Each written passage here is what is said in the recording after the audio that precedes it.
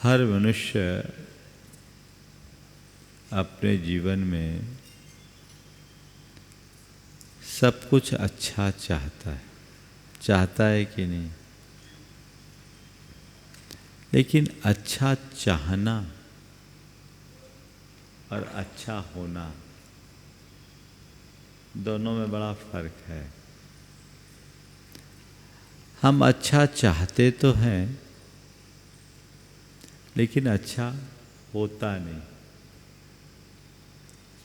हम चाहते हैं कि हम न केवल अच्छा चाहें, अपितु अच्छा होए भी। अच्छा चाहने वालों के साथ जैसा हम चाहते हैं वैसा होते रहे, उसी पर चर्चा विगत दिनों से चल रही है। हम चाहते अच्छा दिखूं, अच्छा कहलाऊं, अच्छा पाऊं और अच्छे से रहूं। ये एक पक्ष है। और मैं चाहता हूं ये सब हो तो तभी संभव है जब मैं अच्छा देखूं, अच्छा बोलूं, अच्छा करूं और अच्छा बनूं। पहले की दो बातें आप सबके मध्य हो गई। आज तीसरे क्रम में अच्छा पाऊं और अच्छा करूं की चर्चा आप सबके बीच की जानी है। हर कोई चाहता है मैं बहुत कुछ अच्छा पाऊं। चाहते हो कि नहीं चाहते? और आप लोग तो इस धरती पर इतने भाग्यशाली हो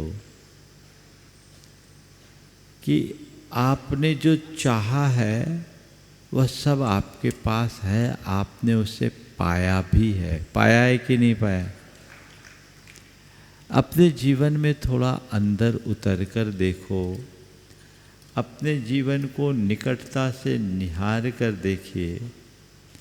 आप पाएंगे मैंने इस जीवन में बहुत कुछ अच्छा पाया है।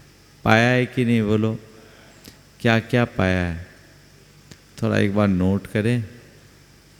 आज घर जाकर एक टास्क लेके जाना और नोट करना, मैंने अपने इस जीवन में क्या क्या अच्छा पाया है। शुरू करूं?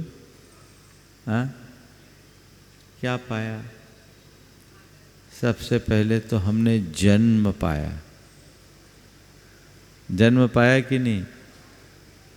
अगर भाग्यहीन होते तो हमें पेट से ही परलोक पहुंचा दिया गया होता। दुनिया में बहुत सारे ऐसे अभागे हैं जो बेचारे पेट से ही परलोक पहुंच जाते हैं, लेकिन हम इस अर्थ में बड़े भाग्यशाली हैं कि हमने जन्म पाया। पाया?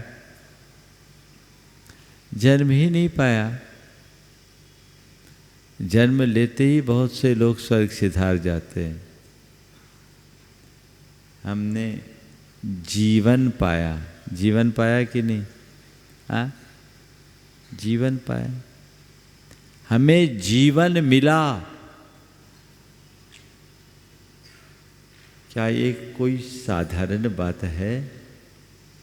बोलो, जीवन का मिलना साधारण बात है? नहीं है ना। तो हमें ये जीवन मिला, ये हमारे लिए एक बड़ी उपलब्धि है। हमने पाया। काश यदि हमारी आयु अल्प होती और हम इस दुनिया में नहीं होते तो हमारा क्या होता? जीवन भी पाया तो साधारण जीवन नहीं पाया। क्या पाया? अच्छा शरीर पाया, स्वस्थ शरीर पाया। पाया? भले चंगे हो अगर जन्म से अपाहिज होते, अंगहीन होते, विकृतांग होते, विकलांग होते, तो हमारा क्या होता? कभी इस पर विचार किया? हृष्ट पृष्ठ शरीर का धारी मैं बना हूं।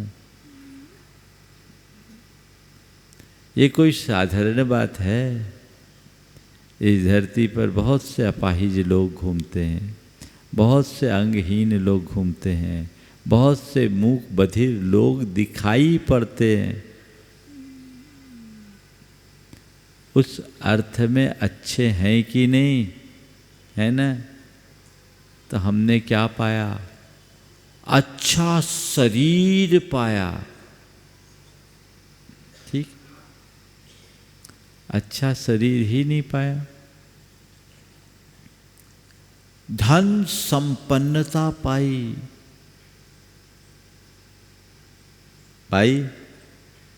धन संपन्नता ही नहीं पाई। भरा पूरा परिवार पाया, पाए कि नहीं? और बुद्धि पाई। काश अगर धन संपन्नता नहीं होती तो क्या होता? आज कितने भाग्यशाली हो कि अपने समस्त जरूरतों की पूर्ति करने में समर्थ हो। जो चाहो सब तत्काल प्रभाव से तुम प्राप्त करने में समर्थ हो। दुनिया में तो ऐसे भी बहुत से लोग हैं जिनको 2 जून की रोटी भी बहुत मुश्किल से मिलती है ना? आप इस अर्थ में भाग्यशाली हो कि नहीं? धन संपन्नता, भरा पूरा परिवार। बहुत से तो ऐसे हैं कि जन्म लेते ही अनाथ हो जाते हैं, अनाथालयों में पल रहे। और बहुत से ऐसे भी हैं जिनने अपने पूरे परिवार को खोकर अनाथ पने का अभिशप्त जीवन जीने को बाध्य हो गए हैं। तो 4 बातें: अच्छा शरीर, धन संपन्नता, परिवार और अच्छी बुद्धि। पर लिख गए हो, मंद बुद्धि नहीं हो, विकृत बुद्धि नहीं हो, अल्प बुद्धि नहीं हो, सब कुछ पाया। अच्छा पाया, ये योग है। अच्छा करूं, ये प्रयोग है।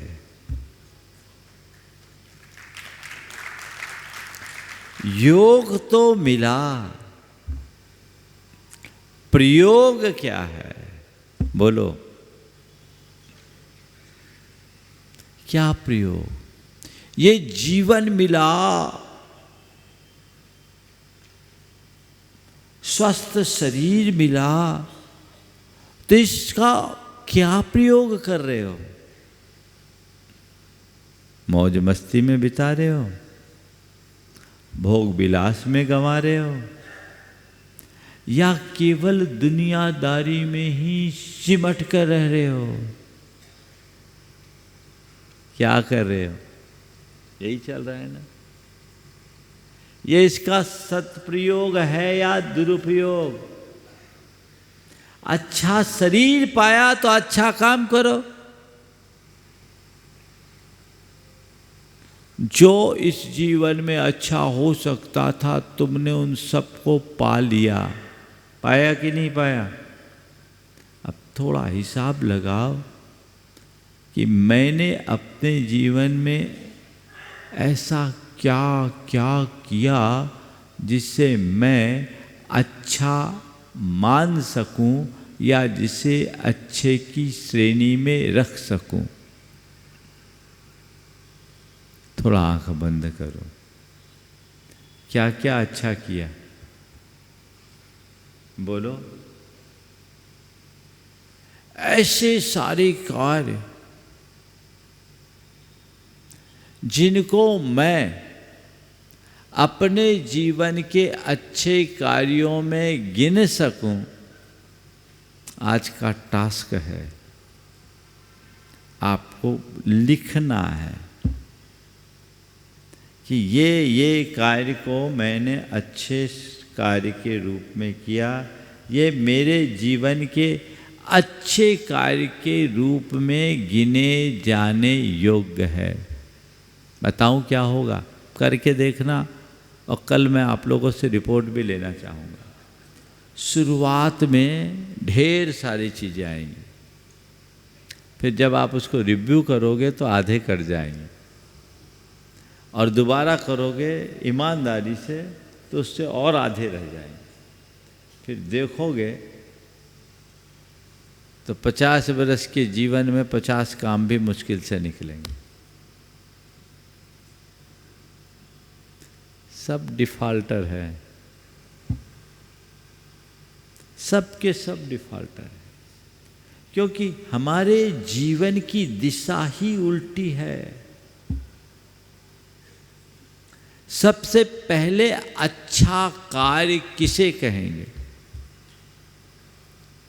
आप लोगों से जब होता है ना, कोई अपने बच्चे को लेके आते हैं, नया एंटरप्रेन्योर होता है, नया बिजनेस से शुरू करता है, महाराज जी बहुत अच्छा कर रहा है। क्या कर रहा है? अच्छा व्यापार कर रहा है, व्यापार में दक्ष हो गया, अच्छा कर रहा है, कारोबार में दक्ष हो गया, अच्छा कर रहा है, कोई समाज के क्षेत्र में आगे बढ़ गया, नाम कर लिया, अच्छा कर रहा है, पॉलिटिक्स में आगे बढ़ गया, अच्छा कर रहा है। अरे भैया ये कितना अच्छा, ये यथार्थ में अच्छा है कि तुमने इन्हें अच्छा मान रखा है। विचार केवल इतना करना है, क्या यह यथार्थ में अच्छा है? जब तटस्थ भाव से आप समीक्षा करोगे तो आप खुद ही कहोगे नहीं, ये तो सब दुनियादारी है। अच्छा क्या है? जो स्व पर के हित का काम हो उसे ही अच्छा कहा जा सकता है। निज हित यानी अपनी आत्मा का हित, और परहित यानी पर प्राणी का कल्याण जिसमें हो, हित जिसमें हो। तो स्वपर कल्याणकारी कार्य को ही हम अच्छे कार्य के रूप में गिन सकते हैं। तो हमें ये देखना है कि मैंने अपने जीवन में क्या अच्छा किया। मैं तो मान लेता हूँ आपने आज तक जो कुछ भी किया सब अच्छा किया, मान लो। क्यों नहीं मानूं? मान लो ना, आपने जो कुछ किया अच्छा किया। ऐसे ही हम लोग तो जब मामला निपटाना होता है तो यही कहते जो हुआ अच्छा हुआ, चलो आगे का काम करो। तो मैं भी निपटा लेता हूँ, जो हुआ अच्छा हुआ। आपने अब तक जो किया सो अच्छा किया, अब क्या करना है? अब और अच्छा करना है, ठीक है ना? बुरा क्यों कहो, अच्छा ही कर रहे, अब और अच्छा करना है। अच्छा शरीर पाकर अच्छा करना है, तो क्या करो? इस शरीर से अच्छा करना है तो दो ही काम अच्छा है। पर के लिए सेवा, निज के लिए तप। इस शरीर से आप करना चाहो तो क्या करो? सेवा करो और तप करो। सबल शरीर मिला है तो सेवा परोपकार में लगो। सक्षम शरीर के धारी होकर के भी जो दूसरों की सेवा में आगे नहीं बढ़ता, उसके सबल होने का कोई अर्थ ही नहीं है। आज के इस बढ़ती हुई उपभोक्तावादी सोच ने सेवा भाव को समाप्त सा कर दिया है, क्योंकि हमारा मन दिनों दिन संवेदनहीन होता जा रहा है और बढ़ती हुई संवेदनहीनता ने हमें पूरी तरह से आत्म केंद्रित कर दिया, जिसके कारण प्रेम परस्परता जैसे मूल्य तिरोहित हो गए। और जब ऐसी स्थिति होगी तो सेवा परोपकार आएगा कहाँ? पहले लोग बाहर और लोगों की सेवा करते थे, अब तो अपनों की भी सेवा नहीं होती। होती है क्या? थोड़ा सा देखिए कितना अंतर हो गया।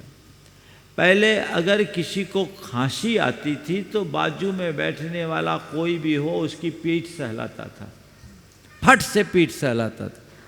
आज कोई खांस रहा है तो बाजू वाला अपना मोबाइल चटका रहा है, कोई मतलब नहीं। ज़्यादा खांसने से डिस्टरबेंस हुआ तो एक बार देखेगा, खांसी आ रही है, दवाई ले लो, फिर लग जाएगा। यही है ना? बोलो। ऐसा करके मनुष्य अब मनुष्य भी नहीं रह पा रहा है। सबसे दुर्भाग्यपूर्ण बात ये है। अंदर में भाव जगाइए सेवा का। ये जीवन मिला है, इस जीवन को हम यदि सही दिशा में नियोजित नहीं कर पाए तो हमसे बड़ा अभागा और कोई नहीं है।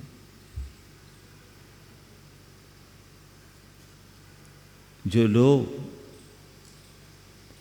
ऐसे कार्यों से वंचित रहते हैं उनको इसका आभास अंत में होता है। एक सज्जन ने एक दिन अपनी व्यथा कथा कहते हुए मुझसे कहा, बहुत भरे आंखों से कहा, महाराज मेरे 3 बच्चे, तीनों मुझसे दूर, पत्नी चले गई, अकेले रहे और पार्किंसन की बीमारी, संपत्ति अकूत, उच्च अधिकारी थे, पर तीनों बच्चों में एक भी पास नहीं, 2 अमेरिका में और 1 पूना में, खुद अकेले, पत्नी भी नहीं, नौकर पास में जो उनकी पूरी व्यवस्था करता है। मुझसे आके बोले, महाराज मैं अपनी करनी का फल भोग रहा हूं, मैंने अपने माँ बाप की सेवा नहीं की, आज कोई मेरी सेवा करने को तैयार नहीं। मैंने माँ बाप की सेवा नहीं की, आज कोई मेरे साथ नहीं है, सबके अपने अपने रोने। महाराज आपके प्रवचनों से मोटिवेट होकर मैंने अपने आप को स्थिर कर लिया और मैं इसे अपने करनी का फल मानकर स्वीकार कर रहा हूँ। और आप अक्सर कहते हैं हमें कर्म काटना है, कर्म भोगना नहीं, तो मैं कर्म काट रहा हूँ, अपने ही किए को काट रहा हूँ।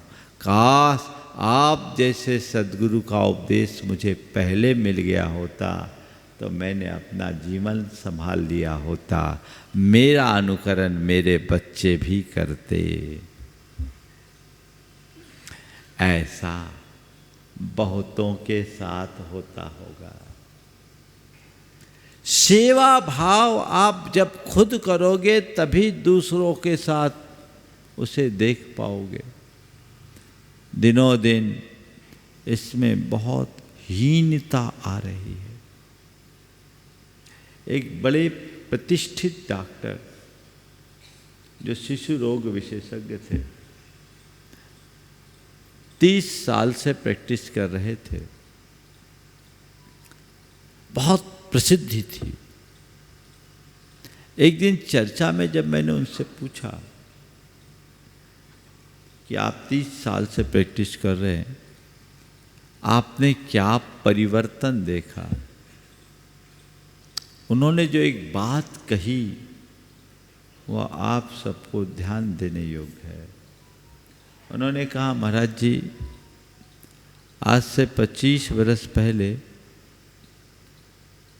जब भी कोई पेशेंट आता, बच्चा आता, तो उसके साथ उसकी माँ आती और दादी आती थी।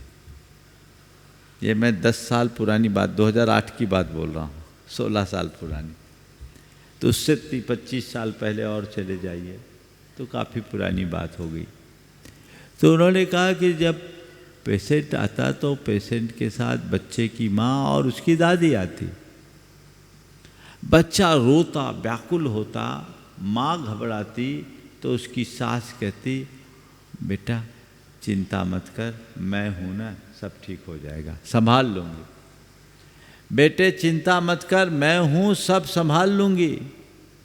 महाराज समय बदला, 25 साल बाद अब बच्चे के साथ उसकी माँ और उसके पिता आते हैं, और जब माँ घबराती है तो पिता कहता है, घबराओ मत, टॉप का डॉक्टर है, अच्छा इलाज हो रहा है, सब ठीक हो जाएगा। टॉप का डॉक्टर है, अच्छा इलाज हो रहा है, सब ठीक हो जाएगा।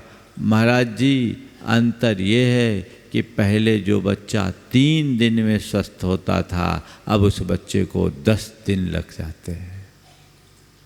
पहले जो बच्चा 3 दिन में स्वस्थ हो जाता था, अब उस बच्चे को 10 दिन लग जाते हैं। क्यों?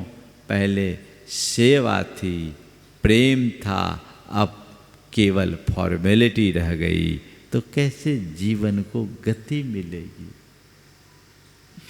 लक्ष्य बनाइए, सेवा का भाव अपने हृदय में जगाइए और इसकी शुरुआत घर से कीजिए, धीरे धीरे बाहर निकलिए,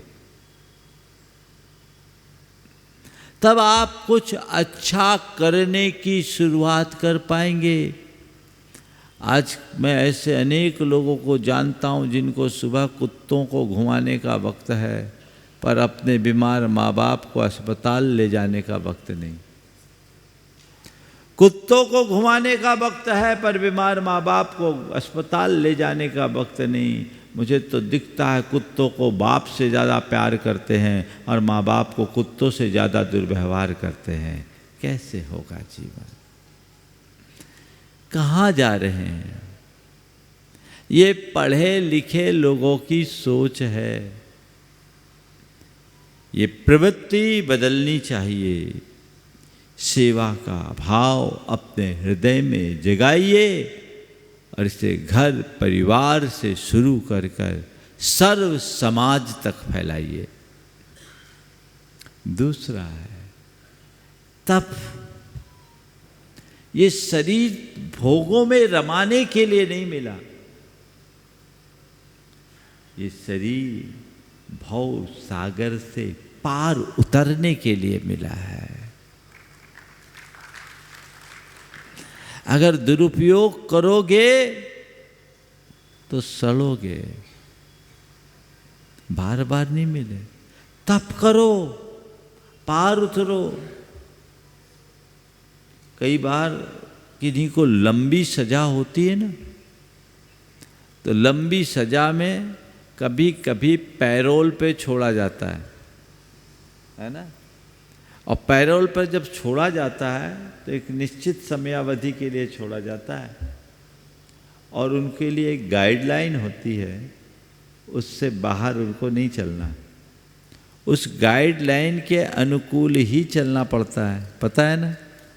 और यदि ऐसा कोई उसका उल्लंघन कर दे तो तुरंत वापस जेल में आना पड़ता है और फिर दोबारा पैरोल भी ख़त्म हो जाती। भैया सब पैरोल पे हो। क्या बोल रहा हूँ? हम आप सब पैरोल पर हैं। ढंग से जियोगे। देखो थोड़ा बंद कर, इसको बंद करा लियो। सब पैरोल पे हैं, ढंग से जिएंगे आनंद। अंदर देखो बहुत ठंडी हवा आएगी, और इसको भी तप मान लो ना। सब पैरोल पे हो, ढंग से जियोगे तो दोबारा जेल जाने का मौका नहीं आएगा, और गलत प्रयोग करोगे तो दुर्गतियों के पात्र बनोगे। नर भाव मिला है तप करो, अपनी आत्मशक्ति को जगाओ।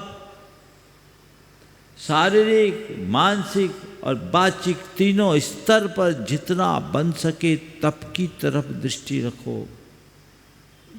त्याग, तप, संयम ही जीवन के लिए श्रेष्ठ कर्म है। अच्छा काम वही है जो हमारे जीवन को अच्छा बनाए।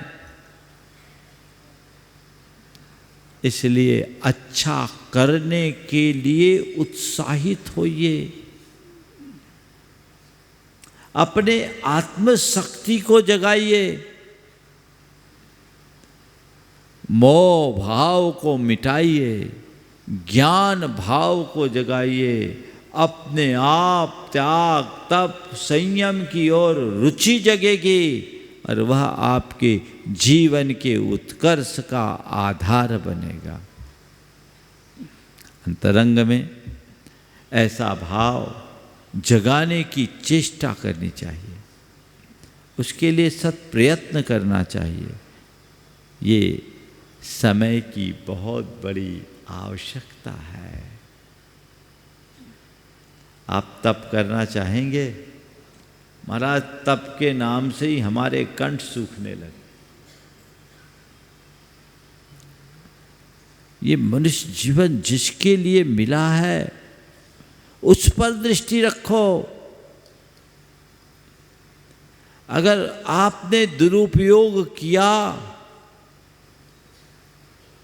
तो सत्यानाश है। हमने अपने कितने भाव बिगाड़ दिए पता नहीं।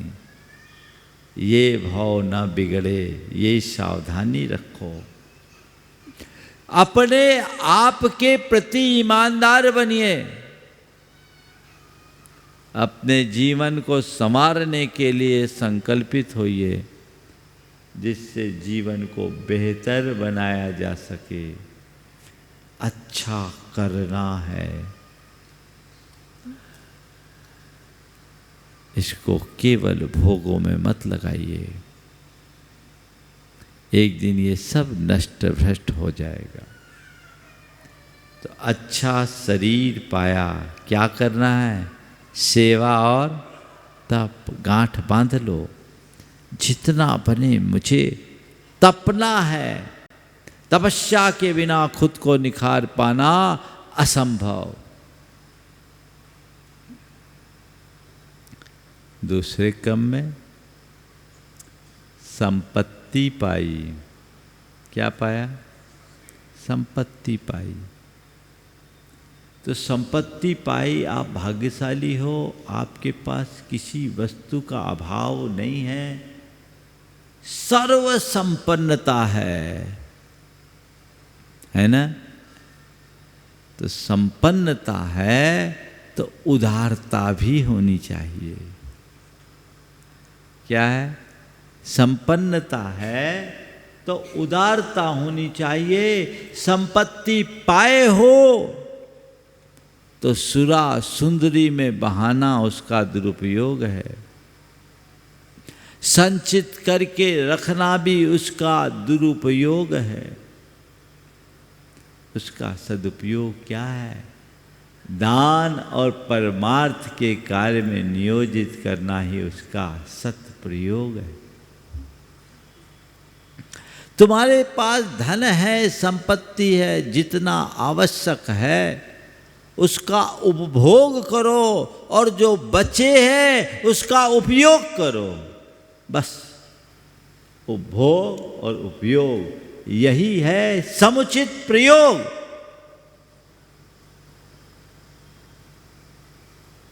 आप कितना उपभोग करते हो?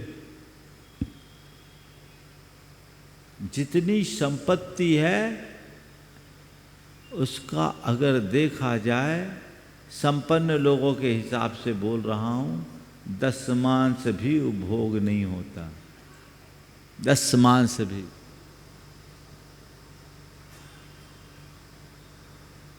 बाकी क्या है? केवल संचय संग्रह, उपयोग तो बहुत कम ही करते हैं। एक बार एक भाई ने कहा, महाराज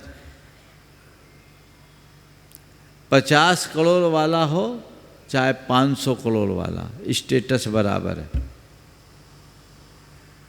50 करोड़ वाला भी वही WBM में घूमेगा और 500 करोड़ वाला भी उसी कार में घूमेगा, वो भी उसी बिजनेस क्लास में सफ़र करेगा, वो भी उसी बिजनेस क्लास में जाएगा, वो भी उसी बिजनेस क्लास के सूट में रहेगा, वो भी वैसी बिजनेस क्लास के सूट में रहेगा, वो भी वही ब्रांडेड कपड़ा पहनेगा जो 500 करोड़ वाला और 5000 करोड़ वाला पकड़ता है।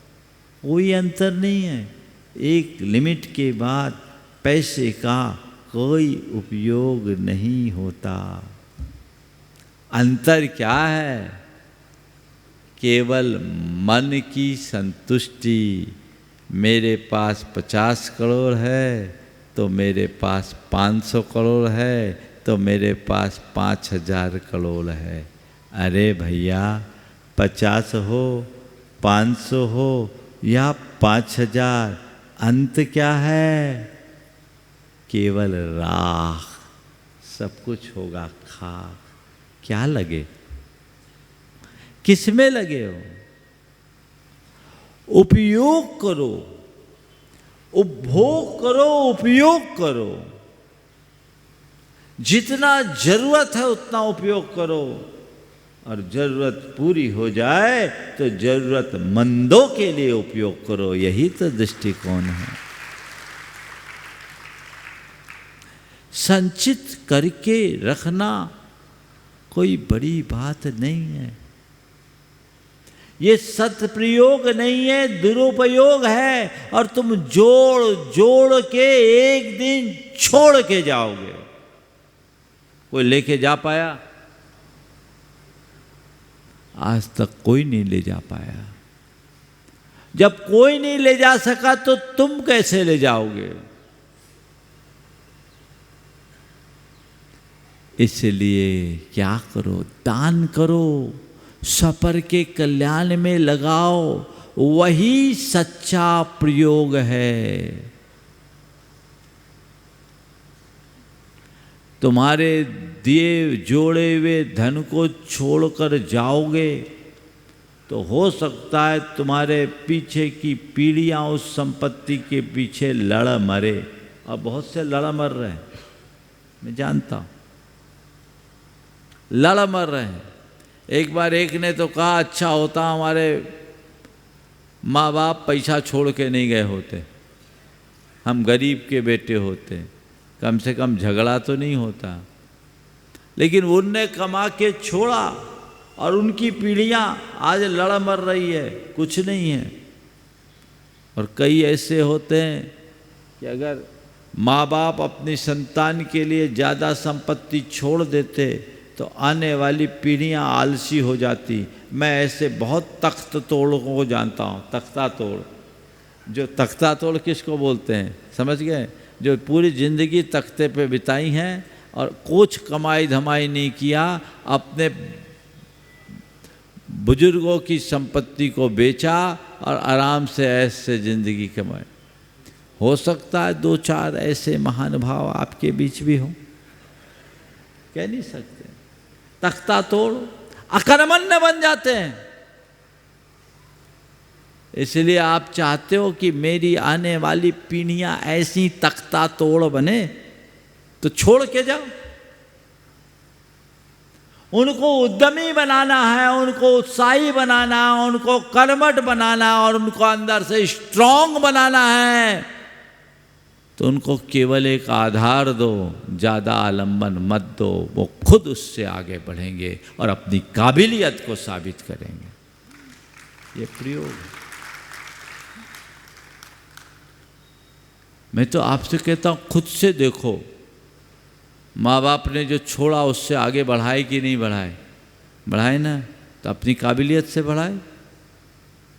तो तुम्हारी संतान में भी काबिलियत होगी तो बढ़ा देगी, और कर्महीन होगी तो सब मिटा देगी, तो चिंता क्या। धन पाया है तो केवल संग्रह की तरफ दृष्टि मत करो, उसका विनियोग करो, दान करो, इसमें कल्याण है। तो अब अच्छा पाया तो हूँ, अच्छा कर कितना रहा हूँ।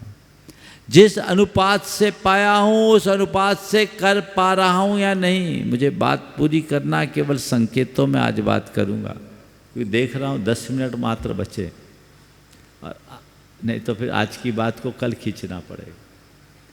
पर मुझे और भी बातें करनी है, इसलिए मैं आज अच्छा पाना और अच्छा करना, मुझे तो लगता है समझदार बच्चों को बार बार बोलना नहीं पड़ता, वो एक इशारे में समझ जाता है। इंदौर वाले में भी मुझे कुछ ऐसे ही लक्षण दिख रहे हैं, है ना। और एक बात और मैंने महसूस किया, बाकी प्रवचनों में आप लोगों को बड़ा आनंद आता है, पर जिस दिन दान के बारे में बोलता हूँ ना, तो आपको लगता है महाराज कब समेट ले तो अच्छा है, ये निचोड़ न ले, है ना। एक ने तो एक दिन कह ही दिया, बोले महाराज आपकी सब प्रवचन में बड़ा अच्छा लगता है, लेकिन जिस दिन आप दान के बारे में बोलने लगते हो ना, तो हलचल होती है और लगता कब समिट जाए और मैं निकलूं।